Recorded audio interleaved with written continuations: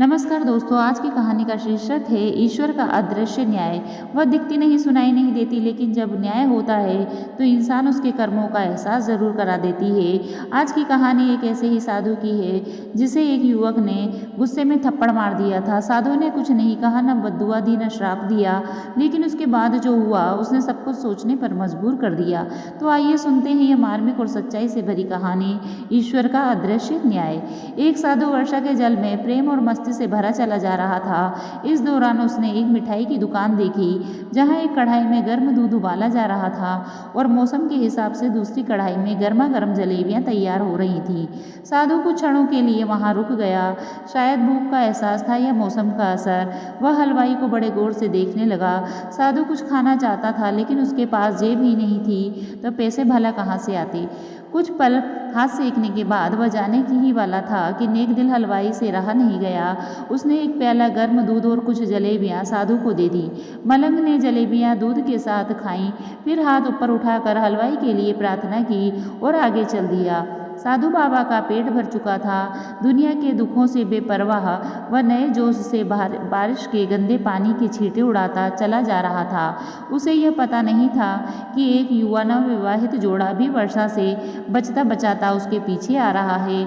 अचानक मस्ती में साधु ने बारिश के गंदे पानी में जोर से लात मारी। पानी उछलकर पीछे चल रही युवती के कपड़ों पर जा गिरा। उसके कीमती कपड़े कीचड़ से लथपथ हो गए। उसके पति से यह सहन नहीं हुआ। वह आस्तीन चढ़ाकर आगे बढ़ा।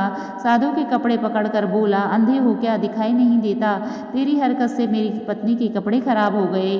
साधु हक्का बक्का खड़ा रहा। युवक का गुस्सा बढ़ता गया। महिला ने उसे छुड़ाने की कोशिश की, पर युवक की आंखों में भरा क्रोध देखकर पीछे हट गई।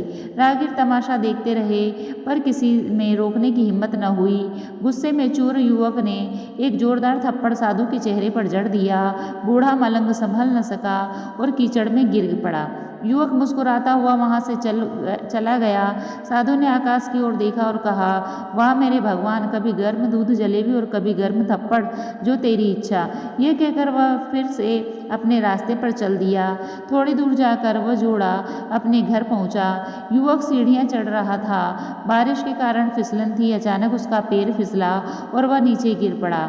सिर फट गया, खून बहने लगा। लोग दौड़े, उसे अस्पताल ले जाया गया। किसी ने दूर जाते साधु को देखा और कानाफूसी होने लगी। जरूर साधु ने श्राप दिया होगा। कुछ लोग साधु के पास पहुंचे और बोले, आप कैसे भगवान के भक्त हैं, थप्पड़ खाकर श्राप दे दिया। साधु बोला, भगवान की कसम, मैंने किसी को श्राप नहीं दिया। फिर उसने पूछा, क्या मेरे छींटों से युवक के कपड़े खराब हुए थे? एक युवक बोला, नहीं, उसकी पत्नी के कपड़े खराब हुए थे। साधु मुस्कुराया, तो फिर उसने मुझे क्यों मारा? उत्तर मिला, वह अपनी पत्नी से प्रेम करता था, इसलिए बर्दाश्त नहीं कर सका। साधु ठहाका लगाकर बोला, मैंने तो श्राप नहीं दिया, लेकिन अगर उसका प्रेमी ये सहन नहीं कर सका तो सोचो मेरा यार, मेरा प्रभु कैसे सहन करेगा। और वह यह कहते हुए आगे बढ़ गया। सच है, परमात्मा की लाठी दिखती नहीं, आवाज़ नहीं करती, पर जब पड़ती है तो बहुत गहरी चोट देती है। धन, यौवन और पद का अहंकार हमें दूसरों को चोट पहुंचाने पर उकसाता है, लेकिन समय का चक्र जब घूमता है तो वही चोट हमारे पास लौट आती है।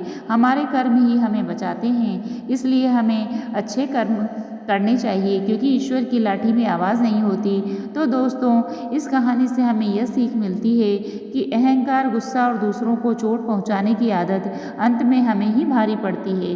परमात्मा सब देखता है, वह तुरंत दंड ना दे या ना दे, लेकिन न्याय जरूर करता है। इसलिए जीवन में हमेशा अच्छे कर्म कीजिए, क्योंकि ईश्वर की लाठी दिखाई नहीं देती, पर जब चलती है तो बहुत गहरी चोट देती है। अगर आपको ये कहानी पसंद आई हो तो वीडियो को लाइक करें, अपने दोस्तों और परिवार के साथ शेयर करें, और ऐसे ही ज्ञानवर्धक और प्रेरणादायक धार्मिक किस्सों के लिए चैनल को सब्सक्राइब करना ना भूलें।